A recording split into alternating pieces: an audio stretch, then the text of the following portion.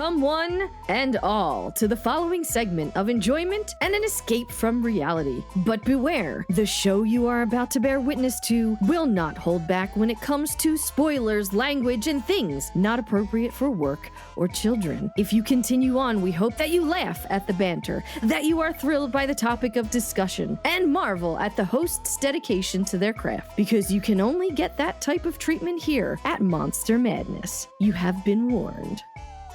What are you trying to do to me? Preying on the bereaved is about as low as you can go. You're a parasite, Mr. Bannister, and people should be warned. Yeah, well, I got a right to offer my services to the public. In case you hadn't noticed, we are in the midst of a major health crisis. The last thing the people of Fairwater need is some two-bit charlatan promising to pass on bogus messages from the other side. Now, if you will excuse me. I'm just trying to make a living. Living?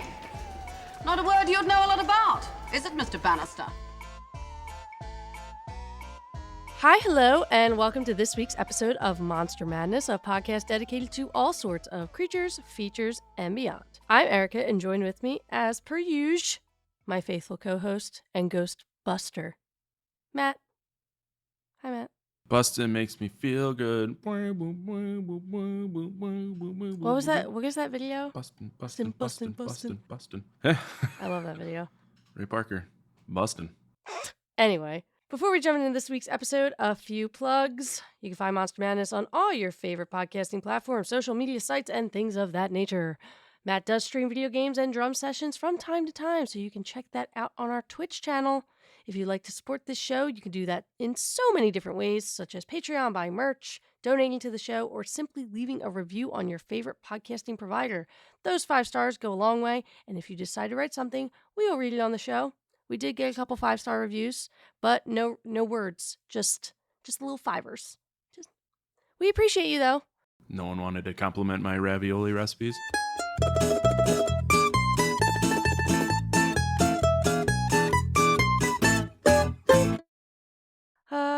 Matt, you got anything? You got anything going on? You want to say hi? Tell the people about your life in the last 2 weeks. What's been happening? Like, nothing cool's happened. Your hair's very long.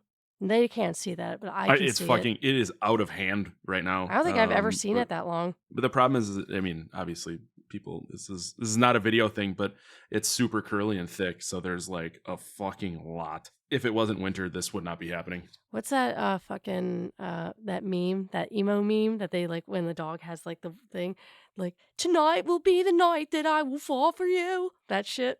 Yeah, I mean, that's me right now. I'm going to take a picture and then I'm going to post it on our Instagram later. At least my drums aren't in the background anymore. Hang on, I'm waiting for you to be ready. Like, it's just less effective if you don't have, like, one eye isn't uncovered. Oh, that's beautiful. I can't wait to post that.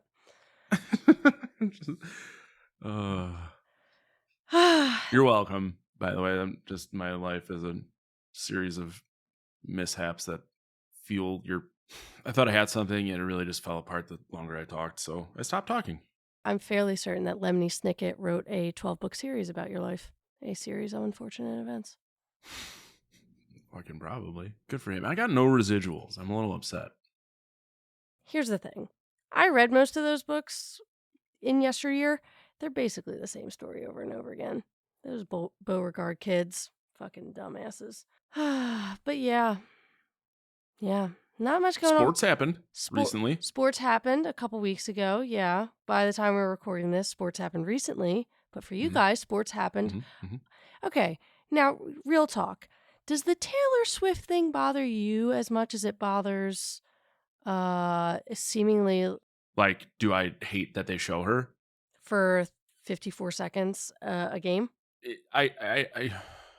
It's annoying the frequency in which they show her. There are a lot of other celebrities that go to these games. They don't get featured nearly as much, but I understand the cultural relevance of her being there and what it kind of means because of it. It's bringing a lot of non-football fans to football because of that. Yeah, it makes me happy. But I don't really care that they show her that she's there. That's good. Well, 2 things. 1, I loved during the Super Bowl, I switched to just check it out. They did like a kids... The Nickelodeon feed? The Nickelodeon feed was amazing. I wish we would have watched that one instead. I loved, honestly, because I kept seeing like clips of it because I didn't watch it fully. I just wanted to check it out to see what it was.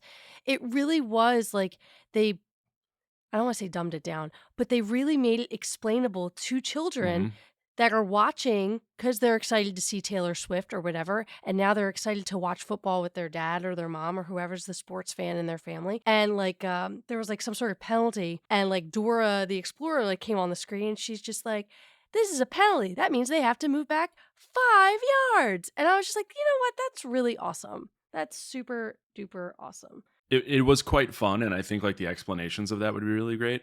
Yeah. So what I sent you, I don't know if it's really like real from that game, but it's very clearly like the Nickelodeon overlay. Yeah. And it's Travis Kelce sitting there, and instead of his name, it just says Taylor Swift's boyfriend, and then the next box says good at football. I love that shit. I love it so much. Okay, 2 things. 1, I heard a rumor that Kanye West got thrown out of the stadium at Las Vegas because he bought his ticket and it was right in front of Taylor Swift's booth so that he would get panned to. But he was apparently wearing like a mask and like had his symbol on it. This is just a rumor. It's not just a rumor. I believe well, if you Google it, like news articles show up. Yeah, because that's reliable. I believe he wore a Jason mask of sorts, and I'm saying that because Kane Hodder put out a video saying like, hey, if you need a better Jason mask, I can get you one. Nice. So either he showed up in like a shitty hockey mask or something, but it says Taylor got Kanye kicked out. Oh my God. All these fucking require ads. She's accused of it, sorry. Yeah, of course she's going to get accused of it. Of course she is. Here's the thing. Do I believe that she got him kicked out? No. Do I believe that she has the power to get him kicked out? 100%. The woman is a billionaire. Absolutely. Did you see the picture of him there at all? No. So he's not really wearing a Jason mask, but he is basically wearing, like, if I say Green Man, does that make sense? Like that green bodysuit that Charlie wears in Always Sunny? Yes. It's that, but not the hands. But he has it over his head, and then there's like a weird fucking black mask over it. This guy's life is in shambles. True. We were talking about how your life was a mess earlier. It's nothing compared to Kanye. It's not really a mess. I understand. It was a joke. When him and Kim Kardashian broke up, let me tell you, I could give such a, I don't even like to give the Kardashians a thought in my brain, but when they broke up, I was invested because he went so fucking crazy. It was shocking. The other rumor, which is not as controversial, it's actually quite exciting, and I actually don't know if we talked about it in the last episode. We might have. Or I could have texted you about it. I don't remember. We talk a lot. Do you remember the backyard basketball, backyard baseball, backyard football games, like for the computer? No.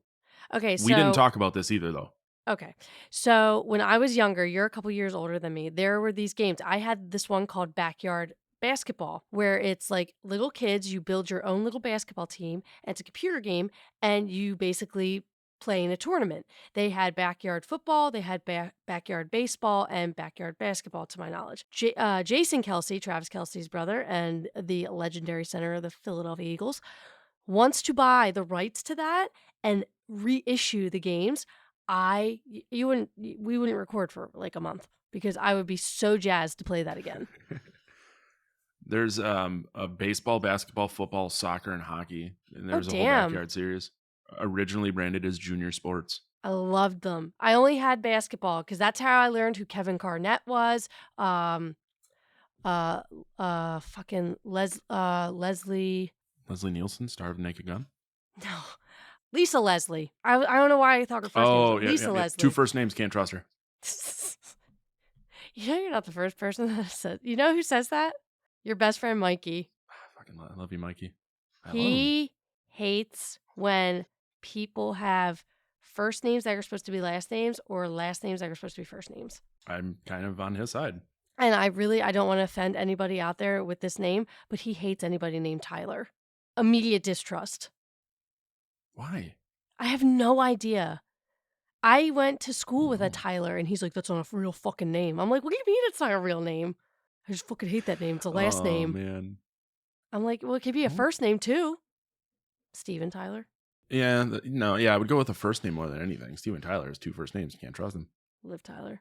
Also has a mouth that looks like a gaping vagina. Wow, that's something. I'm just waiting patiently for the moving on. Moving on. There it is. Those are the two rumors that I've heard. But yeah, I do want to address that I am a little under the weather, but the show must go on. So if I cough, I will try to edit it out as much as possible. But sometimes you make me laugh and I cough when I laugh. I just want to warn the public. That's what I'm here for. That's what good friends do. You do make me laugh a lot. At least they make someone laugh. You make our beloved audience laugh. I don't know, I was trying to look sad, and then I realized that I can't. I'm really bad at looking sad. I don't know, you look kind of sad. Fuck yeah, getting there. The older I get, the sadder I look. Because it's the sadder I am. It's true. Have you ever heard, I can't remember if I made her show you that the one time we really hung out, but Alyssa, apparently when she did dance, would stare at herself in the mirror and practice frowning so she can do a really great frown. Like, it's so funny that I say she looks like a sad clown. Like, she looks like an old sad clown because of like how pronounced the frown is. Yeah. Send in the clowns. That just reminds me of The I Simpsons. mean, same. But yeah, no, there's her sad clown face. I'll have to try to get a picture of it. She hasn't done it in a while. You know what I really love about your wife? I know this is random, but her laugh is probably one of my favorites. Like when she gets like high pitched. Oh, her wheeze laughing? Yeah, her Michael Jackson wheeze laugh. Oh yeah, that's anytime I hear that, an angel gets its wings. I swear to God, it's so good. It in turn makes me laugh. Oh yeah, Hysterically. it's contagious. So it's always a good time. Oh yeah, for sure. Again, this is very random. It's probably just my sick brain, and the cold meds. Did you? I'm sure you did, but did you own the Simpsons CD that had like all the songs on it? Yeah, I'm certain I did. I used to have that shit like so memorized. I used to have that song Mr. Burns sang. When he's making the dog fest? Yes, I used to have that whole Is thing that one memorized. on the Okay. If I heard it, I could the whole probably thing's sing on it. YouTube. Oh, I might have to fucking listen to that while I'm working tomorrow. I would be shocked if it's not on Spotify. But I know it's on YouTube because when I did a thing for Jack and Dan, they wanted to use a song, and I went out there and got it. And it was like the entire album was there. I don't think it's on Spotify. I mean, it wouldn't surprise me that it isn't, but yeah, The Simpsons Sing the Blues, 1990. Oh, so good. Oh, it's not. Oh, no. Songs in the Key of Springfield. Yeah, they're all out here. You're just bad at the internet. That doesn't actually shock me. Yeah, this Stonecutter song, Dancin' Homer, Homer and Apu, Round Springfield, Oh Streetcar, Jingle Bells, Springfield Medley, Itchy and Scratchy title. All right. Okay, Senior so Burns. maybe I'm not good at things, all right? Anyway, this week on Monster Madness, we're going to be covering the 1996 film, The Frighteners. Man, you took quite a fall. Bannister! Yeah. Listen, you gotta help. They're gonna bury me, man. You gotta help. Bannister, what is happening to me? Well, Ray, you appear to be dead. Don't say that. That is impossible. I'm in the prime of my life. I work out every single day. My wife's a goddamn doctor. Why didn't you take the corridor? What corridor? Corridor of light. Passageway to the other side. Because I don't belong on the other side. Jesus Christ, I'm only 29. Hey. Ray, just relax, all right? Want to tell me what happened? I was on the rowing machine, and then suddenly I felt this vice-like grip just squeezing my heart, and I couldn't breathe, Mike. I couldn't breathe. Oh, I've got the shakes now. I need some vitamin B. Yeah, you can't take vitamins anymore. You don't eat, you don't drink, you don't go to the bathroom. All that shit's over with. In about a year's time, you're gonna get a chance to go through to the other side again, to become what's known as a pure spirit. But in the meantime, you're what's known as an earthbound emanation, which is a rotting cloud of bioplasmic particles dripping ectoplasm from every orifice.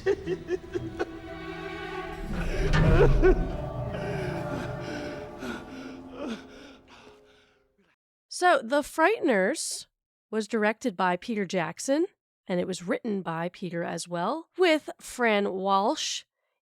The cast is as followed: Michael J. Fox, Trini Alvarado, Peter Dobson, John Aston, Jeffrey Combs, Dee Wallace, and Jake Busey. It was released in the United States on July 19th, 1996. It has a runtime of 1 hour and 50 minutes. It's rated R, and it's considered a dark comedy. It was produced by Universal Pictures and Wingnut Films and also distributed by Universal. I did want to make a special mention, and I apologize if I'm mispronouncing it because I am not from New Zealand, but it's called Weta FX that did the special effects. And I only wanted to point this out because Peter Jackson seems to have a super solid relationship with them because they did the special effects on Lord of the Rings, Fellowship of the Ring, as well as newer movies like the Aquaman film, The Marvels, and the Robert Pattinson The Batman.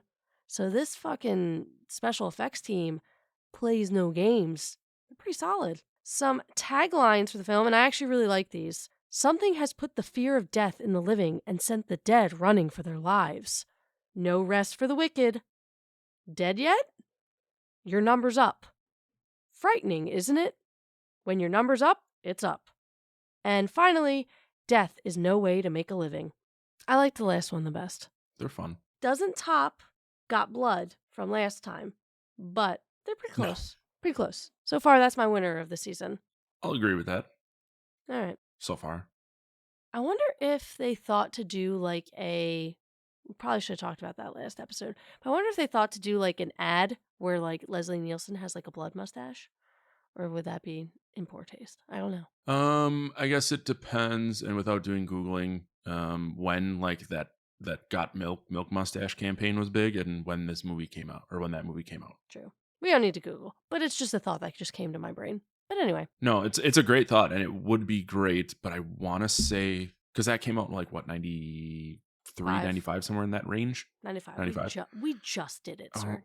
Got Milk campaign, 93 to present. To present? I don't read magazines anymore, so. No, yeah, and the Got Milk with the milk mustache started in 93 and still runs technically today, but it's all part of the Got Milk, so who fucking knows? Who fucking knows? What's the budget? The budget was $26 million, which inflation calculated adjusted for now would be $51 million and some change. And here's kind of the funny part. So the box office was $29.3 million. So it only made $3.3 million, which is $57,558,000. So it did not do great, but it made its money back. Oh, better than last time. I mean, fucking Dracula Dead and Loving It didn't make shit back, and now you have this. Dracula Dead and Loving It didn't make its money back. Not even close. I don't know many people that actually have seen The Frighteners. I hadn't seen it until we watched it for this, but I remember seeing the poster all the time. And I had no idea it was a comedy horror movie based on the name and the poster, so... 0% knew that. But I love the poster. The poster is, if you guys don't know, if you haven't seen the picture, posted like on our Instagram or Facebook or whatever, it's literally a white wall and a demon-esque type ghoul of some sort, ghosty, sticking its face through the wallpaper kind of. It's very cool. I can send you the picture. You could also just Google it. But the movie poster reminds me of the box art for Gabriel Knight 2, The Beast Within, that came out 95, so a year prior. Oh, okay. So I think that's why I remember seeing it so much, is because it reminded me of that. That was a game I didn't play till I was an adult, but it was one I remember seeing because it was a Sierra Entertainment game, and those were a big thing in my childhood. Interesting. I wonder if there is like, if that's just like kind of like one of those like coincidences, or they're just like, I like the vibe of that, I'm gonna go with that. It's possible. But it's like, you know, so many, you know what always fascinates me is like when multiple people have the same idea at the same exact time, like Armageddon, Deep Impact type deals, or like, I can't think of another one. That's the big one that I always remember. Well, I feel like, and I recognize this more, like becoming friends with Kevin and Jack and those guys, because they pay attention to that shit. But it was like you could see when a new trend for everything starts, and then everything follows suit. So this like pulled sheet face pushing through could have just been something that people were doing at the time. It could be in place in more spots, and we just haven't seen it. These are the two that I remember. Yeah.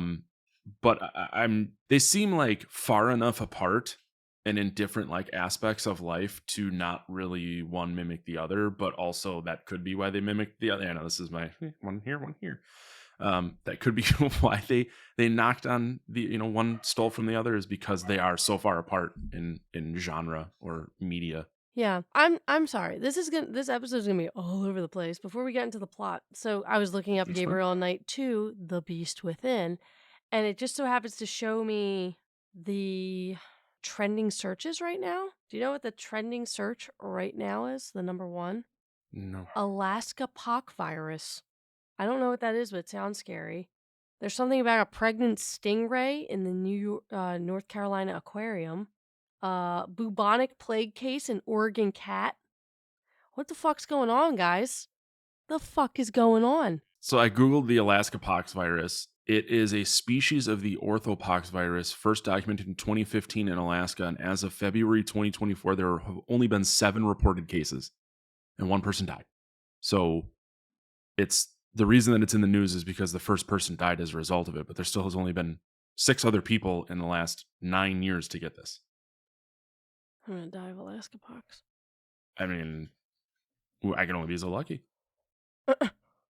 There was one other one that you said that I had a thought for, and then it must not have been that important because I forgot. But the pregnant stingray. Apparently, this stingray is pregnant by a shark. Well, I mean, interspecies relations are a thing.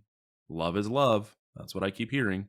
Can that even physically happen though? I can't get pregnant by a fucking horse, you know? Why not? Okay, so for a female to get pregnant, yes, sperm needs to get to the egg. Yes. Okay, correct? Correct. Okay, so a horse penis shoots ejaculate with sperm in it. Yeah. Okay, so in theory, I'm not saying it would be a viable birth, but in theory, horse semen getting into a female egg could start a pregnancy. I don't think you would be able to. I don't think you'd carry to term. But do you get what I'm saying? So it's so if the method of getting impregnated is the same, so if a shark wallop just went inside the stingray slit and then gooshed all over the stingray eggs, so the sting slit. The sting slit? Is that what you said? No, but it is now. Oh God. Well, or with most aquatic animals, did the sting? No, because if it's pregnant, it's not like it didn't lay eggs and then the shark gooshed. But sharks, don't they just kind of wiggle around over on eggs and do it that way? I don't know, but I literally can't believe that I just Googled why can't humans get pregnant by animals. The genomes are too different. This is science madness now. I mean, that's science. Yeah, that's fucking science. Yeah, I mean, you just can't breed with different species. That's literally what it says. It's humans, because it says, why can't animals breed with humans? It says humans are animals. Humans can't breed with other animals because they are a different species. A species. I actually wish that when you search that in Google, the Michael Jordan meme pops up and it just says, stop it. Get help. Fucking, why are you Googling this? Oh God, why is the third search, is dog sperm harmful to humans? God, what is going on out there? It's a weird place out there. It is not considered to be harmful to humans, but like anything, you can have a bad reaction if you're allergic. What? I mean, that's enough internet for the day. Let's get to the plot of the Frighteners. I just want to make one statement. So sperm is a protein strain. So if you have an allergy to protein strains, and that's that protein, that makes sense. But yeah, moving on.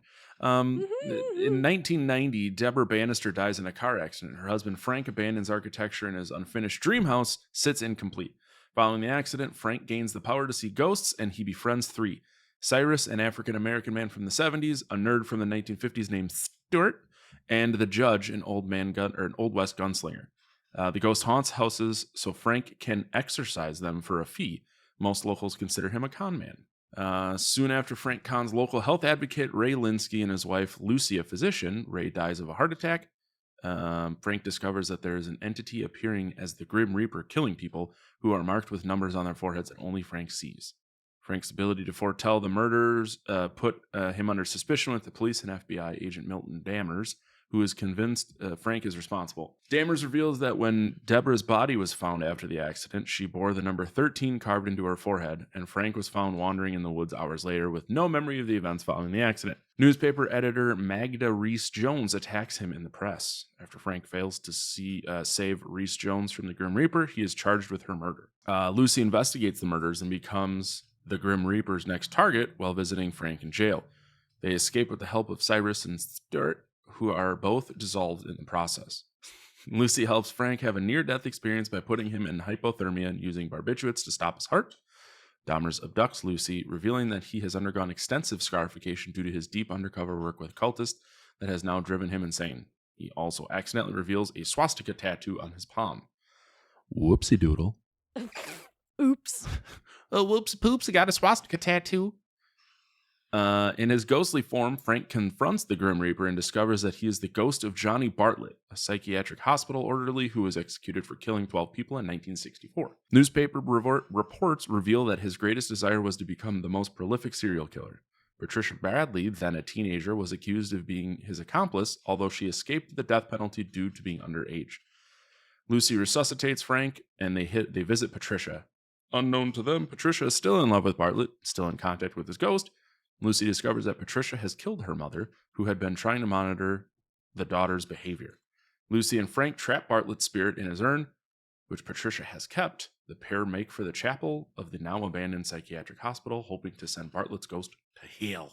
I did love that Jake Busey was the Grim Reaper. I really like him. I don't like his dad so much, but I like him quite a bit. You don't like buttered sausage? Ugh. He plays a good... What is the fucking one movie that actually Gary Busey in? I can't remember. Because he's so unfucking likable. Black Sheep? Maybe. But like Jake Busey plays like a really good villain. Like he was a creep in Stranger Things and Starship Troopers. I love that fucking movie. He was in that movie. Maybe I'll watch that tonight after we're done recording. Gary Busey was in some fucking bangers.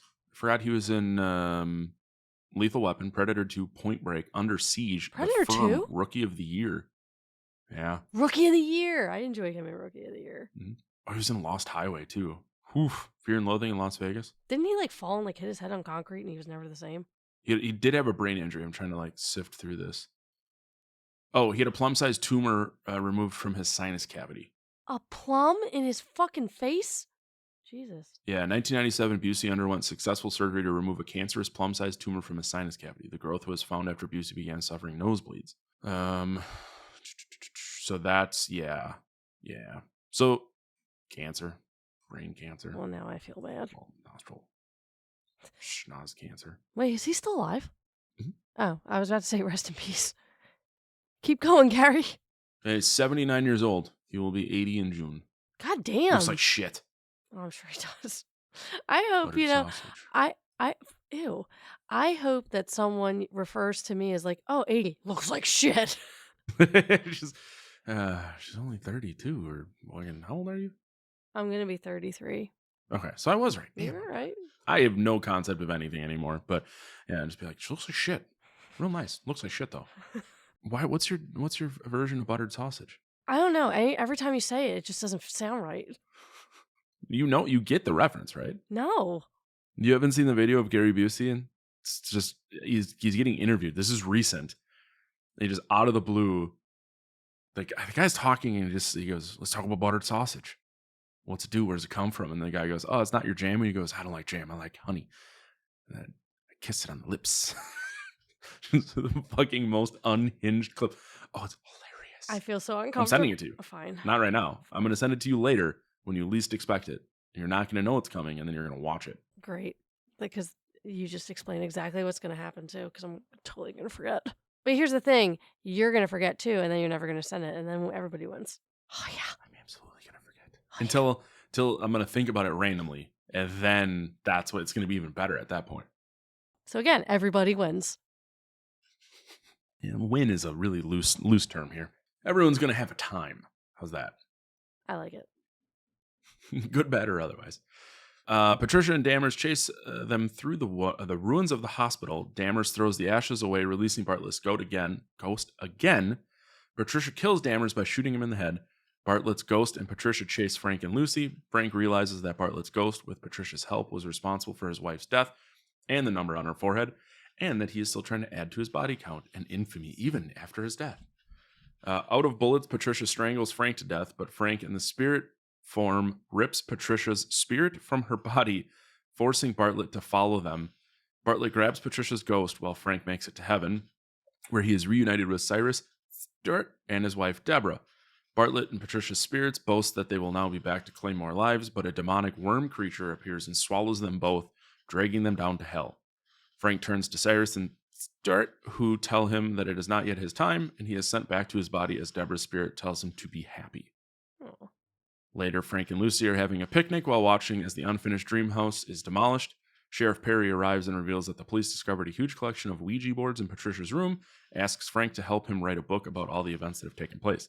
Frank declines and recommends he instead collaborate with his guardian angel as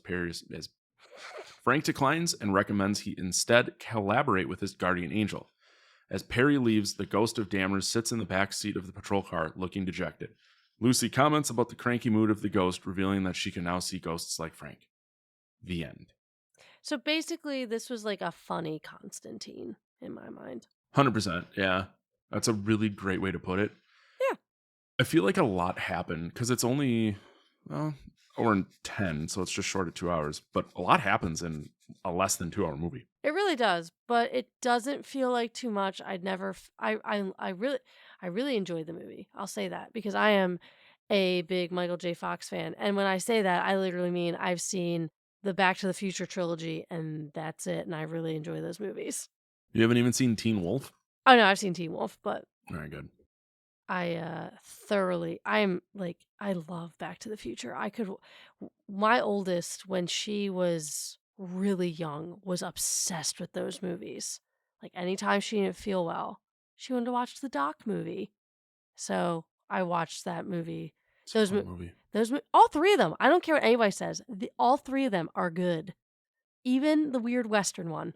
I don't think Back to the Future 3 is a bad movie. I just think it's a bad Back to the Future movie. That's fair. It's the weakest of them, but the first two, man, part 1 and part 2 are so good. But also consider that, like, Teenage Mutant Ninja Turtles 3, not great.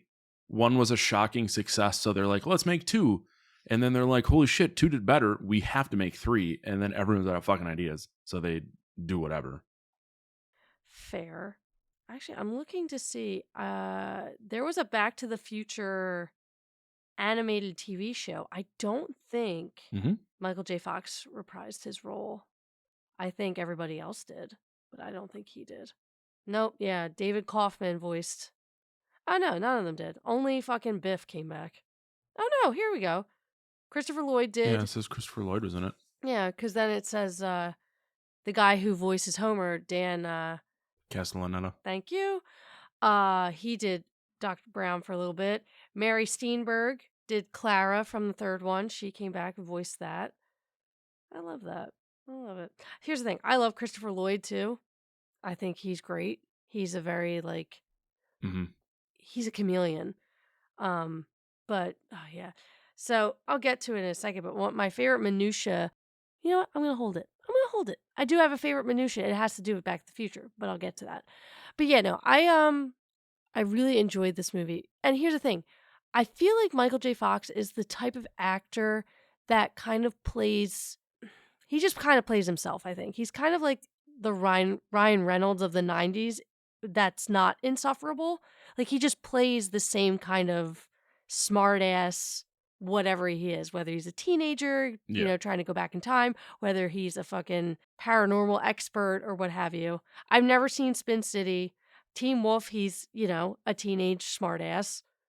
Like he plays that very well. So I enjoyed it very much. And I like the story because I was not expecting it to be like, I was expecting it to be a lot more comedic. And it was hilarious in a lot of different spots. But then I was not expecting it to like have like such kind of like definitely dark turns as it did as well. I feel like a lot of actors in the 80s and 90s, like whatever the first role that they came out in, it's kind of, or whatever their breakout role was, like that's what people then just want them to be. Yeah. Like, we don't want to see, like, in the 90s, nobody wanted to see Jim Carrey do, his eventual, like, Joel Barish in, like, Eternal Sunshine of the Spotless Mind. They want to see Jim Carrey do The Mask. They want to see him do Dumb and Dumber. They want to see him do blah, blah, blah, blah, blah. Well, even consider how the reaction of people when Truman Show came out. Because it's like a dark comedy, but it's a departure from what he normally did. And everyone was like, holy shit, he's doing a serious movie. And that's a great fucking movie. Oh, it's an incredible movie. I randomly saw it recently on like a TV channel or a movie channel, and I forgot how fucking great it is. Yeah, I always think about, like, how, like, every once in a while, I'll think about that movie and how traumatizing that would be as a human being.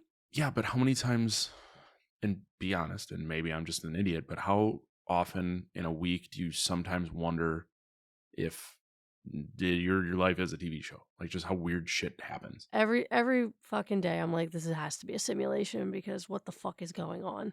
Right. That is exactly it. So it's like, and that movie came out like the early thousands, late 90s maybe. I think it might have been like 98, 99. Yeah. So now consider 25 years later. Yeah. Oof. And everyone's like, maybe they were onto something. I do quote it every once in a while when I'm by myself. Like, if something weird happens, I'll just be like, who are you talking to? Like, I fucking love that line. When his fucking fake wife is just like, yeah, this is Ovaltine. She's like fucking doing an ad.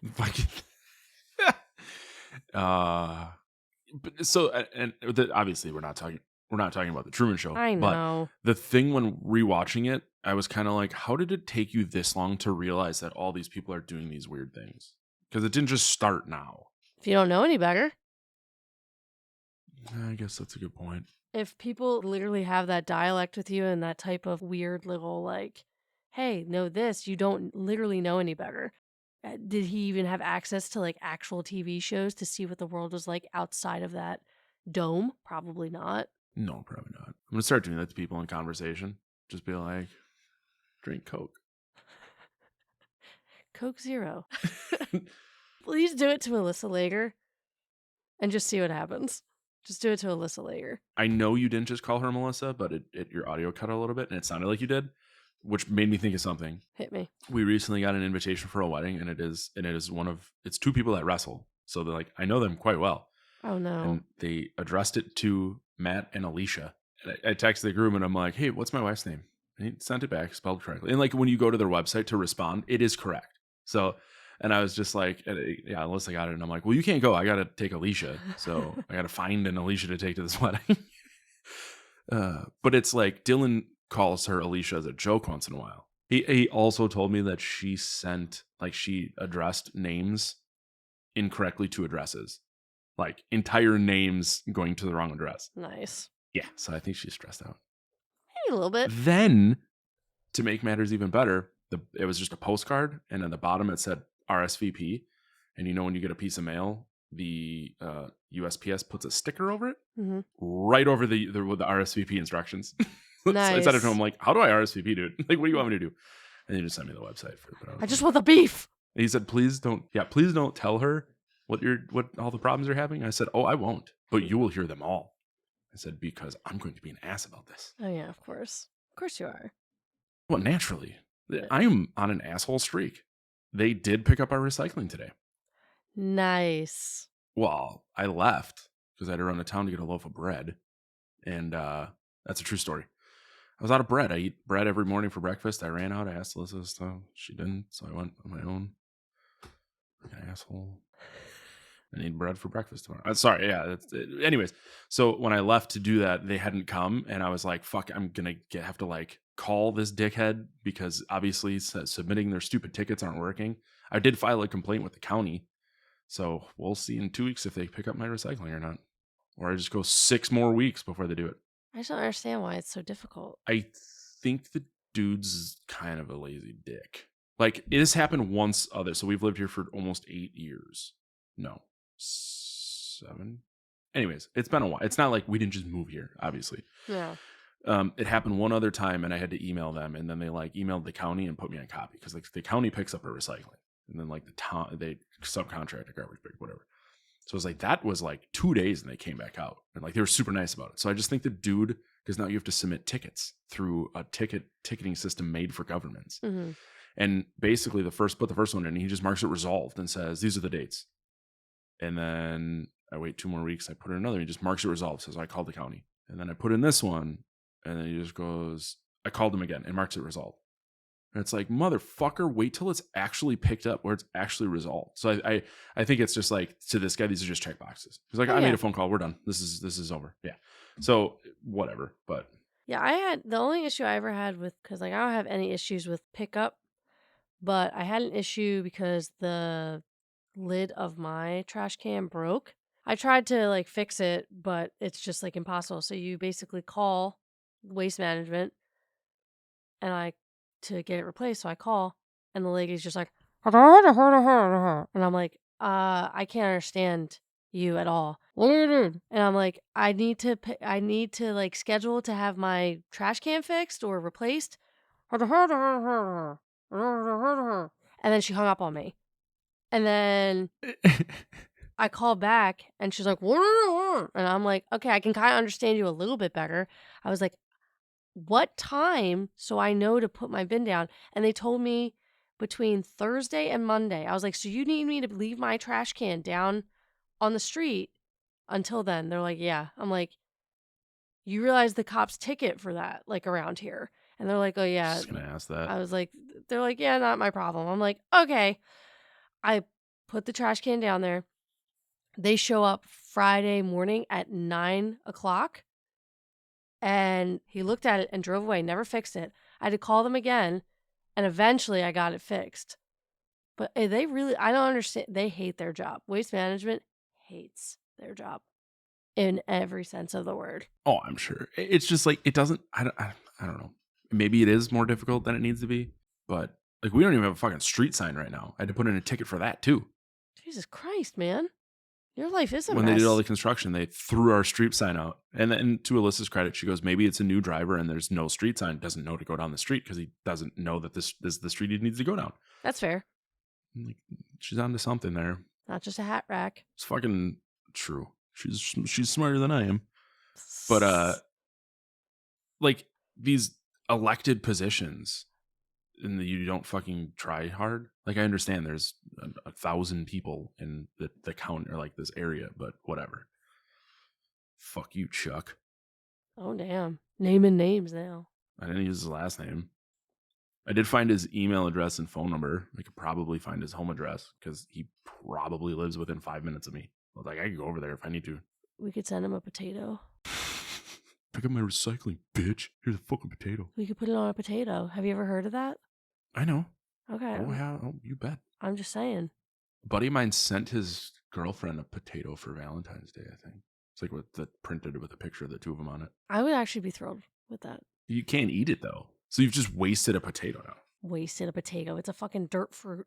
It is a dirt fruit. It's a pretty good one. Oh, my God. Oh, I didn't tell you what Alyssa got me. Oh, no, tell me. A candle that says, I love you for your personality, but that dick is a huge plus. Which is so out of character for her. That really is. I love it yeah. so much. Oh, good job, Alyssa. Did her thing come in? And then also, yeah, that stand right there for my meta. Nice. How is your meta treating you? Fucking awesome. I need more time to play it, though, because you have to, like, actually ignore everything. Yeah. Oh, that's something real quick, because we can ignore talking about The Frighteners. Even though we both like the movie a lot, we're just ignoring talking about it. Yeah, I did. Yeah, I didn't hate the movie one bit. Yeah, exactly. What is your opinion on the Apple Vision Pro? Oh, you mean a fucking $3,500 computer that you can put on your face that people are wearing on the subway like idiots? Yes. Exactly that. I mean, cool, I guess, but I can do a lot of that same shit on this $500 one back here. Fair. I can plug that into my computer and then bring up my computer monitors. You know what I would really love? You know what I'm going to get you for fucking Valentine's Day? Or your birthday? A VR pornography subscription? No, WD-40 for your fucking chair. Can you hear that? Oh, I can hear it. I'm sorry. Why didn't you say something? I could just go WD-40 it right now. I'm not going to. No. I will when we're done. I wish you would have told me sooner. I should have probably told you like 6 episodes ago then. Yeah. Holy shit. I didn't realize it came through. Like, I know it squeaks. I sit on this fucking thing every day. But no, it's not doing it. No, it's not. Because when you go side to side, it does it. Oh, yeah. Yeah, really wish you would have said that. Yeah, because it's the wiggling back and forth is something I do a lot. Yeah, you're a wiggler. You're a wiggler. It's okay. I am very, very restless of a human being. I know, you can't not be doing something. I've never met someone who wants to relax as much as you do, but like actively resists it. You're like, I gotta do it 8,000 things. It is truly fucking awful. Yeah, sometimes you give me anxiety just hearing your schedule, and I think I'm a busy person, and then I'm just like, Yeah, and the worst part is when I have a day where I don't have to do anything, I get bored about halfway through. No, I'm sure you do. But it's fine. As long as... So, I'm trying to be like really deliberate with my movement so that I don't You're squeak. fine. You can squeak. It's a part of the show now. No, shut the fuck up. I'll WD-40 when we're done. But, like, so I do laundry on Sundays. Yes. Fridays and Sundays. And I used to hate the idea of like a regimented schedule like that. But for Sundays, I like it because it's like, okay, every 90 minutes I have to get up and do something. Yeah. So I can like sit around knowing that eventually I have to get up. So it's like I feel less bad about sitting around. So there's that. Like, it's a really weird fucking thing, but I've convinced myself that like, it's okay then. It's okay to sit around because in 90 minutes you have to do something. Here's the thing. That's called trauma. Oh, abso-fucking-lutely. Yeah. Like, I'm sure there's all sorts of shit. Like, I was talking to a buddy of mine about my undying need to always bend over backwards for everyone. Just when someone asks me for something, I feel like I have to stop what I'm doing and do it. Because I don't want that person to get upset if I don't do it right away. And that's literally no one has ever at any point ever gotten mad at me for not doing something instantly. I know. Yeah. I was talking to a buddy and he goes, that's childhood trauma. And I'm like, oh, it is. We all fucked. Yeah, no, it's pretty bad. Yeah, that's why my cousin asking me if I know anything about websites resulted in me building her POA a brand new website for fucking free. Well, yeah. There's more to it, but I feel like I'm just trying to justify my fucking what I did. But anyway, I taught a bunch of old people how to run a website, though. That's nice. Yeah, I mean, and I told him, I said, I will do this, and then in turn, I will make you documentation on how to do all this shit, send it to you, and then I'm done. So we're like almost to that point. Every once in a while, I get a stupid question, and that's it. And then you're done. After fucking hours. You gotta fill But that still, free space. to their credit, when I when I showed them how to like post stuff, they have stopped asking me to do it unless it's like something a little different. So it's fine. Yeah. Now it's, why doesn't the email work? I said, you typed something wrong. And then 20 minutes later, yeah, they spelt this word wrong. Like, no fucking shit. You are a special kind of something. I know. The worst kind. Not the worst kind, the best kind. The worst kind to myself, the best kind to everyone else. That's so profound and painfully accurate. I feel that very deep in my soul, too. Anyway, the Frighteners is great. Let's get to some monster minutiaes. Let's all go to the lobby. Let's all go to the lobby. Let's all go to the lobby to get ourselves a treat. What in the hell is going on out here? Get back in your grave! Ah, son of a...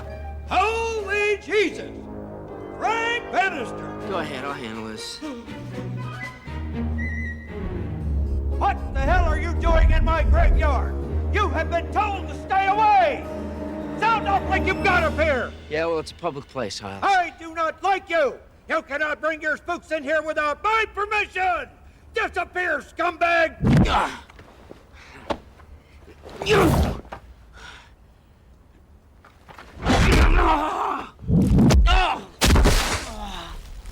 I am not one of your shitty little emanations, Bannister. You cannot push spirits around. You are scum, using spooks to put the frighteners on people. That makes me physically ill.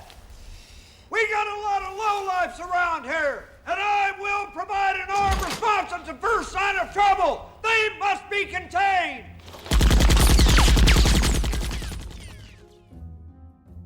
So, some monster minutiaes.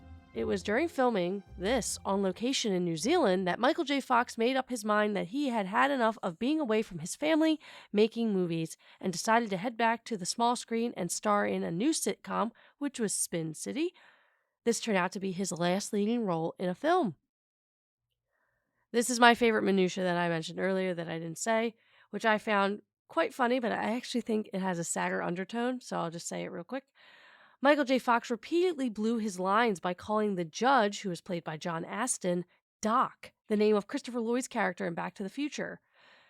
Now, this was 5 years after he had played in those movies, so I don't know if that was just like muscle memory or unfortunately his Parkinson's that he had been aware of for a few years but didn't come out publicly for another couple years, I don't think. But yeah, if you notice him in the film, some of his movements are a little off. Like if you know about Michael J. Fox and his, what his life is like now, you can kind of see like his footwork, his sway. There are certain things that you can kind of see that are starting to be pronounced with his Parkinson's, and that bums me out. I guess I always just attributed those to how he moves and how he acts. I didn't realize that his Parkinson's was a thing that early in his life. Yeah, he got diagnosed, I believe, in 90 or 91, right after the final Back to the Future movie came out, because on that movie he noticed like his hand twitching and he had a lot of trouble doing anything with the skateboard. He couldn't do it, so that's why it wasn't really in the third movie as much, because he's like, I just can't fucking do it anymore. He's like, maybe I'm just old. He's like, I'm in my 30s now. Maybe I just can't fucking skateboard anymore. And then he was getting like weird shoulder pain, and eventually he went to the doctor and got diagnosed very early on with Parkinson's, and they still don't know why. Apparently a cluster, Parkinson's is really unknown why people get that disease, but there was like a cluster of people on like either a movie or a show that he worked on that like 4 people on that set got diagnosed with Parkinson's within the 90s. Very strange. Shit. Yeah. So the film was originally made to be PG-13. However, the MPAA thought that the film was too intense for the rating and gave it an R. No matter how much Peter Jackson would edit the movie to try to get the desired rating, the rating board would keep it at R, including citing some reasons like a door was shot by a gun too many times. Jackson, being angry that he had to tone himself down for nothing, changed a death scene in the movie to be more graphic in order to make the rating feel more deserving. The MPAA can suck a dick. I think they are the stupidest people in the world. I hate the rating system in America when it comes to films so thoroughly. And you know what? Nobody knows who's on the MPAA. It could be fucking anybody. I'm fairly certain they're anonymous still. Or at least they were, 10, 15 years ago, and I gave a shit about this before. But I'm fairly certain it's like anonymous. It says that the members currently include Disney, Netflix, Paramount, Sony, Universal, and Warner Brothers. But it doesn't say specifically Yeah, who. they won't say who. They won't say like, oh, John Smith is the leader of the MPAA. It's all going to be some uppity tight assholes who's like, oh, a door got shot too many times. It's R. What the fuck are you talking about? Like, seriously? Shut the fuck up. Anyway, Michael J. Fox performed many of his own stunts in the film. Ironically, he broke his foot by a simple fall while filming in a forest at night.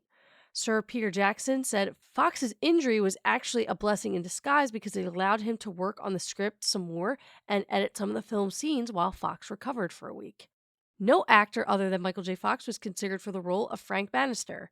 Peter Jackson and Fran Walsh were having a meeting with Robert Zemeckis about the film, and his name came up. Jackson liked the idea and sent the script to Fox. Now, Robert Zemeckis was, again, Back to the Future fame. I believe he was the director of that film, and he was the one who brought Michael J. Fox in because Eric Stoltz was originally Marty McFly, sucked ass, had zero chemistry on that fucking set, and they brought in Michael J. and never looked back. Have you ever seen that footage of Eric Stoltz or whatever his name is? I think I watched a documentary on it, and there was some in there. But funny story. So the band Graf Orlok, which 6 people know who I'm talking about, but it's all movie stuff. So they have a shirt, and it's the scene from Back to the Future where it's the stage at the high school dance. Mm-hmm. And I got it from my buddy JR, who's a big Back to the Future fan. Nice. But we can't figure out if it's a picture of Eric Stoltz or Michael J. Fox. Like the face is a little weird and blurry. So Interesting. it's your Graf Orlok minutia. I like it. Danny Elfman was so impressed with Peter Jackson's previous movie, Heavenly Creatures, that he offered to do the score for one of Jackson's next movies and agreed to do this movie without even knowing what it was about. Melanie Linsky and Kate Winslet are visible on the cover of the serial killer video that Lucy watches, recreating a famous photo of their real-life characters from Heavenly Creatures, Sir Peter Jackson's previous film. I didn't realize he was knighted until this very moment. Go Shit, Pete. I didn't know that.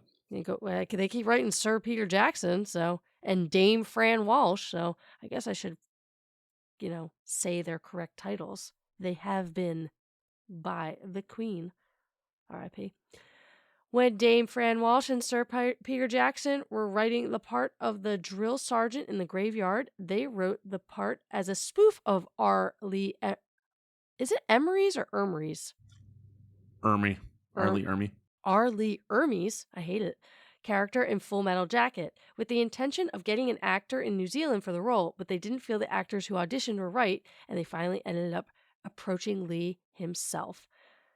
I saw Full Metal Jacket one time, and the only thing I can remember from that movie is when the guy got beaten with the quarters in the sock. That's all I can remember. It's such a fucking gnarly movie. I remember it's fucked up because isn't what's his face, the guy who plays Kingpin, Vincent D'Onofrio. Thank you, Vincent D'Onofrio. He's in that, right? He's like fucking crazy. Mm-hmm. Yeah, crazy he plays Private Pyle, who is treated poorly because he doesn't like do well in drill, and everyone beats he's the guy who gets the shit beat out of him with the socks. There it is. And then he ends up shooting himself in the bathroom. There it is. I remember it's fucked such up. A fucking dark movie. Yeah, I remember it's a fucked up movie, but I blocked out most of it because I watched it when I was far too young. I don't remember how I saw it very, very, very, very young. Yeah. Like I saw it so young that I thought it was two separate movies that my dad just had put onto one VHS tape. Because there's a very clear split down the middle of boot camp in Vietnam. Oh, interesting. I always mixed up this movie and Platoon. Because I saw like one scene from Platoon and I was like, that's enough. That's enough for me. No Platoon for Erica. Yeah. Don't blame you. Charles Starkweather, the real-life killer referenced in the movie, killed 11 people and 2 dogs during a nearly 2-month killing spree. His 14-year-old girlfriend, Carol Fugit, accompanied him and participated in most of the killings. He was caught, tried, and convicted and executed by electric chair in a 17-month span. Fugit was sentenced to life in prison but was paroled after serving 17 years. The court system is a very, very fascinating place. It was Jeffrey Combs who suggested the Adolf Hitler-inspired haircut for his character to show Milton Dammer's extreme sense of nationalism after serving his country for so long. Combs also suggested 2 ear appliances which made his ears stick out quite comically and several of Dahmer's chest tattoos. Interesting. Was originally planned as a Tale from the Crypt feature, but executive producer Robert Zemeckis liked the script so much he decided it should stand on its own and not be a part of a series. That would have been a very long-winded fucking episode of Tales of the Crypt. That would not have worked out well. Director Peter Jackson and executive producer Robert Zemeckis unsuccessfully campaigned to have the film released in October of 1996 for Halloween week. The studio, however, wanted it for summer release. This move ultimately backfired as it didn't do well in gross earnings, as we learned earlier when Matt did the budget. Spooky movies. Put them out during spooky times. Spooky movies do even well around Christmas time because everybody's sick of the holiday cheer, especially the spooky lovers. Summertime? Meh. It's always meh for the spooky time. Yeah, spooky lovers are busy getting drunk on a Sunday afternoon, not watching movies. There it is, coming from a spooky lover. And a spooky day drinker. And lastly, from the half point of the film onwards, Lucy, which is played by Trini Alvarado, wears only one outfit, the pink shirt. It eventually became a running joke throughout the film that on the last day of her schedule, the crew presented her a Barbie doll with the Lucy dressed outfit as a gift. Huzzah. And those are some monster minutiae for you about the Frighteners. Like Matt said, there was a lot going on in this movie. You know, you have a guy who's grieving his dead wife, but he also is like a ghost hunter / scammer building a house in a dilapidated situation. You got a weird couple who are having some paranormal activities. You have people dropping dead left, right, and center. You have this weird Hitler lover. And then you have this weird mother-daughter relationship with a ghostie who's still obsessed with his fucking love, who wants to keep killing, and all this other stuff. There's many intertwining stories, but it all works out well. It all flows very well. It's not confusing. I think it does well. I mean, you said a lot more than I would say, but it's true. I thought it was a fun movie. Now putting the movie with the poster, like I guess say more about it, but it's I don't think it's really one that if someone was asking for a movie that this would be on the list of ones to suggest. Unless they're like, I really want a comedy horror movie starring Michael J. Fox. What do you have? Yeah, it is very specifically niched. Like I kind of feel the same way as you do. I really enjoyed it, but like I'm not like running to go back and watch it. I'm like, oh yeah, I gotta put that on every Halloween. I liked it. If it's on my TV, I'm not gonna be mad about it. But I'm also not like jogging to it. So it gets a yay from me, but it also is kind of like, yeah, it's good to watch one time. You may really, really like it, but also you may just kind of have a neutral feeling towards it. I don't know. It's a very odd feeling. Yeah, like while watching it, at no point was I like, well, cannot wait for this to be over. Like we have watched movies where I multiple times checked to see how much fucking time is left on these turds. This was not that. But I'm not breaking down any walls to rewatch it. If it's on, if it happens to come on, I would leave it on. So that's. Yeah, 100%. But still, like you said, I give it a yay. I just a yay with an asterisk. There it is. I like that. Yay with an asterisk. Asterisks. Asterisk is a hard word to say. Worcestershire. And I have not been drinking. As Roy's sister Cherie. It's such a complicated language we have, but yeah, right. Real quick, since we've already yayed and nayed it. We'll double yade it. Cleaning products, or actually, I think, it shouldn't just be cleaning products and do they fuck, but is there anything that's just like fuckable in your life right now? So many. It's funny. It was, I can't remember if it was during the Super Bowl or right before, but a commercial came on for Nerds Gummy Clusters. There you go. And it was Alyssa, my buddy Caleb, and I, and we were talking, and I was just like, yeah, they said those things fuck so hard. So, Nerds Gummy Clusters, they fuck. There you go. I had from Aldi. So what are you fucking this week? I'm getting there, bitch. I had from Aldi a dill pickled flavored popcorn. What? Fucked. Yeah, I forgot to tell you about it. Oh shit. Yeah, I was saving it for this episode. I did get those toilet bowl cleaner things. I've only had them in for about a week at this point, so I can't confirm if they fuck or not, because it's not like the shit should, like the water lines don't show up overnight. But another potential fuckable item, McCormick makes air fryer seasonings, and I have one to make chicken tenders after this. It's called Loaded. So we'll see if it fucks. There's a buffalo wing one also, but it's kind of specifically tells you to put it on wings, so we'll see. Potential fuckable. Do you know those potato things that are like the smiley faces? The smileys?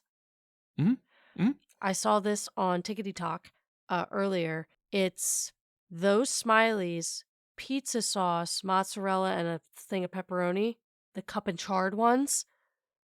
Bake that bitch in the oven. Yeah. I think it's going to be fuckable because I thought about this. Here's the thing. Potatoes to me, we talked about potatoes earlier, getting potatoes sent to us in the mail and how happy we would be. Potatoes to me in every form are the best. I will literally give myself a stomach ache eating and consuming potatoes, whether they're mashed, whether they're fried, whether they're fucking hashed. Potato in any form. I've never met a potato I didn't like unless it was a fucking sweet potato, and those can kiss my ass. But that's another whole other conversation. There's a time and a place for a sweet potato, because I used to feel the same way, and I've had a couple versions that I did not hate. We're gonna table that because I respect our friendship a little bit too much. Fair enough. But when I saw this Tickety Talk, I've always wanted to have those smiley face guys because I feel like biting into them would be like a warm hug. And I've never had them, but I always see them and I'm like, I can't justify eating just a bag of fucking potatoes. But if I make it into a pizza, I feel like I can justify that. So that is this weekend's adventure. I will report back on our next episode if it was fuckable. I think it's going to be fucked. Yeah, let me know, because if it fucks, I want to do this too. Yeah. Like, I've seen those smiles a bunch, but like if I'm gonna eat a tater tot or something with mashed potatoes in the middle, I'm not going for a smiley one because I'm not a child. But Real quick, can we talk about why the fact that your wife doesn't like tater tots? she's a psychopath. There's that. There's that. I believe her stance is that it's not that she doesn't like them; it's just that it's her least preferred method of tater tots. Yeah. Like, she's really big on single textures. So like, she doesn't mix her food. She eats in order. So to have, and that's what I like about it so much, is that it's soft, warm, loving inside with a crunchy outside. Like you said, it's basically like biting into a hug. I really wish you could But it's a hear potato. and see the reverence in your face when you're like, it's soft. But see, that's what potatoes do to people. I was trying not to sound like an idiot. No, you sounded the reverence that you held up for the potato. But yeah, I mean, I just fucking, you know what I really want really bad, but I feel like it's so much effort to make some fucking delicious au gratin. Oh, When you come visit, I'll make it. fuck yeah. I mean, you have 4 bathrooms, right? So that's Mhm. a lot of potato. That's a lot of cheese. That's a lot of things happening. I always put ham in it too. I mean, technically, it's somewhere between au gratin and scallop potatoes, but What's the difference? it'll fuck. What's the fucking difference, actually? I thought they were the same. I think au gratin is just a bechamel sauce, and scallop is cheesy au gratin, or excuse me, a cheesy bechamel sauce. So it's just the addition of cheese. Okay, well, I want the cheese, so maybe we're going scalloped. Yeah, you're not coming here and not getting cheese. Well, yeah, I'm aware of that. I didn't even come there. You came to Chicago and brought me cheese. That's how I operate. I could not tell you how confused I was and how much cheese I consumed before I got onto a plane. Because I was like, I can't take all of this. You're fucking, oh man. Yeah, but you enjoyed it. Oh, I did. Now I send you cheese from time to time. Oh my God. I can't tell. I actually cried one time. Well, I was very pregnant. You sent me a box of cheese and like there was like 2 bags of Mazel whips in there and I started crying. I want to say it was because my hormones were all over the place, but I don't think that was the case. I think I genuinely was just so happy. It might have had something to do with it, but there's nothing wrong with that. Cheese makes me cry once in a while. I've just been scrolling back and forth looking at different tater tots to put into my Walmart order for like the past 5 minutes, and I cannot decide which ones to go with. Well, what are your options? We'll decide together right now. Oh man. Well, we have the tater tots, great value tater tots, which I'm instantly going with a no, because they also have a variety of golden tater tots. Then there's mini tater tots, golden crispy crowns, Sonic tots, McCain quick tots. That's it for tot variations other than weights of bags. I think you gotta go with the crispy. Whatever the one that had the word crispy in it. That was like a fucking word that popped out to me. Oh, the golden crispy crowns? Yeah, that sounds good. Those are, do you know what those are? Nope. No, that's fine. I'm not disagreeing, and I'm not trying to weasel my way out. It's like instead of it being like a tall tot, it's like half height tot, but it's the size of a quarter. So it's like a thick potato quarter, tot inside. I love it. It's just, I couldn't tell if you were having a stroke or just really into hearing about crispy crowns. I want potatoes so fucking bad right now. I have not eaten dinner, and that's where I'm headed after this. So it's nothing but food on my brain right now. Oh yeah. Like even a chip. Like I got my kids wanted a snack and I was like, okay, you guys can have like some chips or whatever. And like it was just a wavy chip, nothing fancy. Wavy potato, some salt, some oil, whatever. Fucking so simple, so good. Potatoes, they fuck. Potatoes fuck. I wonder if there's anybody that's actually like allergic to potatoes, if that can be a thing. It has to be. I mean, I guarantee you, there has to be. Yeah, there has to be potato allergy. Yeah. Ah, fuck. Yeah, potato allergies. If I was allergic to potatoes, I would kill myself. Yeah, there would definitely be some sampuku because I'm already allergic to shellfish, and that's really depressing enough as it is. So, without potatoes, what is the point of life? I'd say the 2 females I'm closest to in my life cannot have shellfish, so I'm just out here eating shrimp by myself. Trust me, I will pop a Benadryl and eat a shrimp with you, but I'm going to fall asleep very quickly afterwards. Yeah, no, you don't have to do that. It's not worth it. It is to me. Have you had shrimp recently? Because it's delicious. A fucking scallop. Ugh. Fuck me. I haven't had scallop in a hot minute. Crab. Ugh. I love crabs. I do Wait, like crab. that didn't. I didn't even think about it until I you like pointed the it out. food No. crabs. Crabs with the Old Bay seasoning. Crustaceans? Yeah. Oh, fuck. I like lobster. I did to a degree, but you basically just taste the butter to me. That's my memory of it. Yep. But oh my god, my one aunt, we would shoot every summer, just fucking get a shit ton of crabs and make them, and oh, it was so good. I just remember the fucking table was taped with fucking newspaper, and we had little fucking crackety things, and just so good, so good. I saw something and I gotta find it. Oh yeah, Poor Man's Lobster, where you like cook a whitefish in a certain manner, and then it takes on the texture and flavor of lobster. Ooh. Yeah, I'll have to actually try it. I have to be careful because like even like imitation crab has crab in it a little bit, which It I'm does. I'm like, you fucking assholes. Allergic. It's supposed to be an imitation, Yeah. and I made that mistake once because I'm like, why? Or like alternative nut butters, but the nut that the butter is made out of was roasted in peanut oil. You fucking like what fucking smacked asses, like we fucking idiots. But like so I'll get, if I'm craving it, like I'll get like a vegan crab cake every once in a while, and it tastes just like a normal crab cake. So I'll do that, and you could do like a vegan lobster roll, which is basically artichoke hearts soaked in butter and seasoning. Same texture. I'm starting to drool. Okay. But yeah, so food is fuckable, potatoes are very fuckable, cleaning products are fuckable. Yeah. Next time we are going to be watching Mars Attacks, which neither one of us has seen in quite a long time. I'm very excited for that. We didn't really talk about the Frighteners a lot in this episode, but that's okay. We just enjoyed it. We feel very neutral about it, but it's a yay. Watch it. It's not scary. Enjoy the comedy. Enjoy the Michael J. Fox-ness of it. Like I said earlier, it's basically a funny Constantine. If you like that movie, you'll like this movie. I was trying to find a release date, but I'm hoping that for within one of the next couple times we record, the Crunch Wrap or the Cheez-It Crunch Wrap is out, and we can talk about if that thing fucks. Okay. Do you know what I'm talking about? No, but I like the sound of it. It's basically a Crunchwrap Supreme, but instead of the tostada, it's a giant fucking Cheez-It that is 15 times bigger than a normal Cheez-It. Holy son of a bitch. Why? God. Yeah. So what you need to do is go watch the Taco Bell like new menu announcement, because they basically made it like a fucking Apple announcing an iPhone, but Taco Bell items. It is incredible. I saw it was like a Taco Bell E3. That's where they announced the Baja Gelato. Baja Blast Gelato. Which, when you sent it to me, my response was, fuck me up, Taco Bell. Seriously, every once in a while, I'll, feeling low or feeling high, feeling like high on life.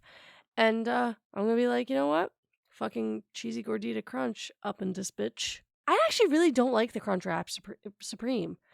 I don't see the big hype around it. I think it's just I think the times that I've gotten it, it's just too much sour cream. So I have to like ask for it without, I think. I could see that. And also, like, I'm a big fan of like multiple textures in one bite. And that's what that caters to. Oh yeah, I'm not opposed to that. But when all I can taste is fucking white creaminess, clearly I'm not gonna like that. Just a mouthful of white cream. Ugh. I'm kidding. I don't dislike or love sour cream. I like it in moderate. Like, I use it, I eat it, but I don't like go to town. Like, Alyssa will just eat tortilla chips dipped in sour cream. You don't like a dollop of Daisy? No, honestly, I generally use Greek yogurt instead of sour cream. Oh, look at you fancy son of a bitch. There was this girl on Instagram. I had to stop following her. She was a chef and she was British, and she literally used yogurt for everything, but that's how she said yogurt, and that's fine. She has an English accent, but yogurt, like every fucking 3 seconds. I was like, okay, bitch, I get it. You like yogurt. I saw that one guy that we talked about who fucks up words on purpose, and he was making something, and it was another tortilla. See, now that I understand that it's a joke, like, I'm okay with it. Yeah, the first time I saw it, I was like, why did he say it like that? Mm-hmm. I did actually know someone who used to say tortilla and thought it was correct. I was like, oh, sir, how did you survive infancy? I don't know how we got here. But either which way, thank you for joining us on this episode of A Monster Madness. It was a pleasure having you. Let us know what you find fuckable, because we'll share it. Write in. Tweet me. Message me. Make it appropriate within the realms of what we're talking about. Like this food, it fucks. This cleaning product, it fucks. Don't be sending me weird shit. Just don't. I don't want to hear it. Yeah, because then I have to hear it, and I don't want to hear it. Actually, maybe send it to me so he has to hear it. Okay, bye. God damn it. Bye. Hello, Frank. I won't. I've come to report that Magda Reese-Jones' body is lying near my car. Follow Road. Frank, did you have anything to do with her death? Frank! Frank, are you okay? What happened? What are you doing? Are you arresting him? Please leave, Mrs. Linsky. Frank, we need a lawyer. Go home, Lucy. But you haven't done anything. He hasn't done anything. How do you know? You know me? Am I a nice guy, Lucy? Because, that cozy little scene in the restaurant was, bullshit. Because I was doing my job. I don't give a damn about you. I don't give a damn about anybody. What the hell are you saying? Go home.